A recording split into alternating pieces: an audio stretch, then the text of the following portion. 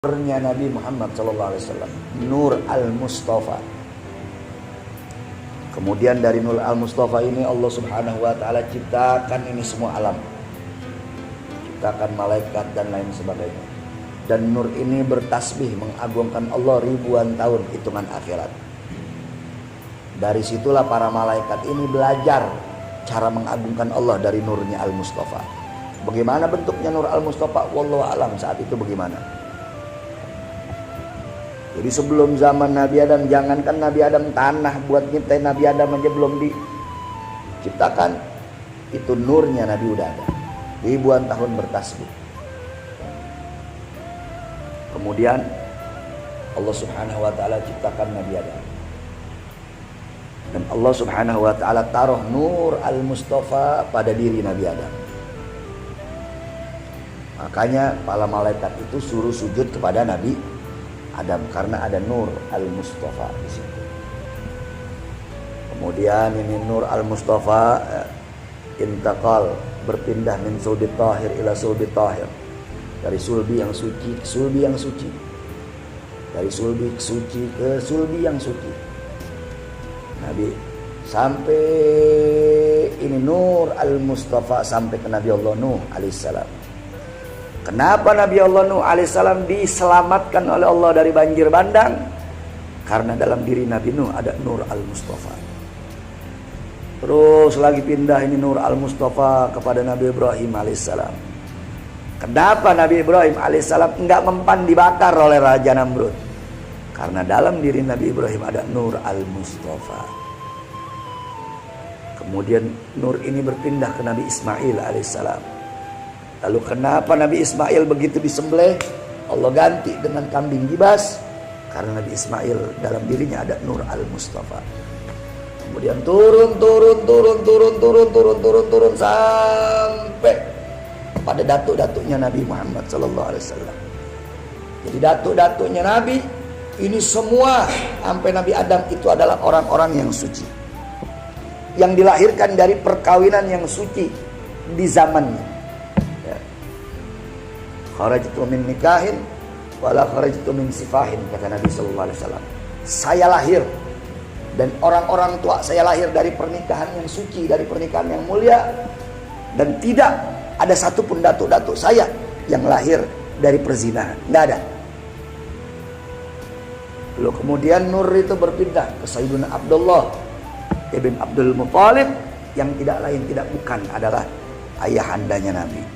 Makanya kenapa itu Abdullah jadi pemuda yang paling tampan se-Arab? Ya, karena ada Nur Al-Mustafa. Kemudian berpindah ke Siti Aminah. Ya, begitu Siti Aminah mengandung Nabi, Siti Aminah makin kelihatan muda, makin kelihatan cantik. Lalu akhirnya keluarlah Nur Al-Mustafa, ya, berbarengan dengan lahirnya Nabi Muhammad sallallahu alaihi wasallam. Allahumma shalli alaihi. Lalu kemudian saudara, ini Nur Al-Mustafa kemana? Nur Al-Mustafa ini saudara saat itu ada di diri Nabi. Siapapun yang bersentuhan dengan Nur Al-Mustafa ini, dia dapat percikan keimanan. Lalu kemudian Nur Al-Mustafa ini turun ke Sayyidatuna Fatimah Zahra.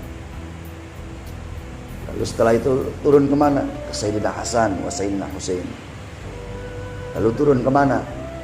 Dari Sayyidina Hasan ke Sayyidina Husain, turun ke para dzurriyyahnya, yaitu yang kita kenal habaib.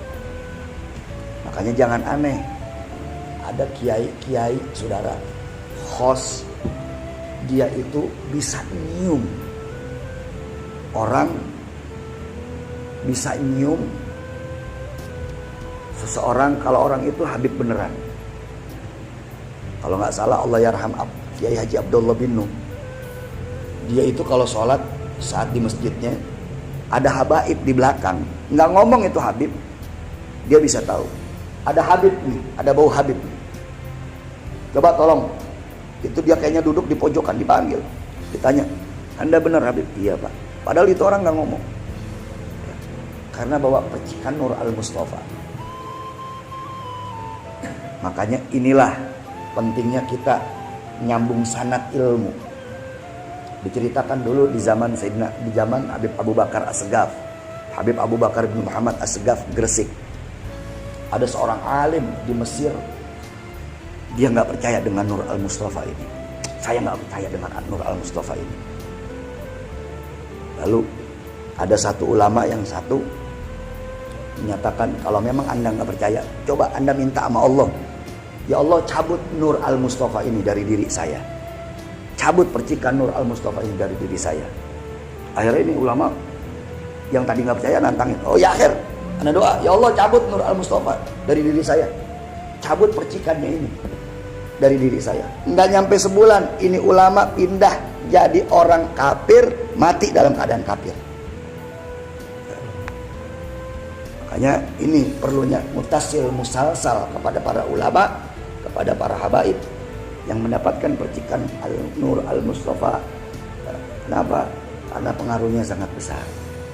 Ini baru sedikit aneh bahas, makanya dia bilang 2 jam bisa pembahasan Nur Al-Mustafa. Jadi kenapa para malaikat ini disuruh sujud oleh Nabi, oleh Allah Subhanahu wa taala kepada Nabi Adam alaihissalam? Salah satunya dalam diri Nabi Adam ada Nurul Al-Mustafa sallallahu alaihi wasallam. Wallahu a'lam bishawab.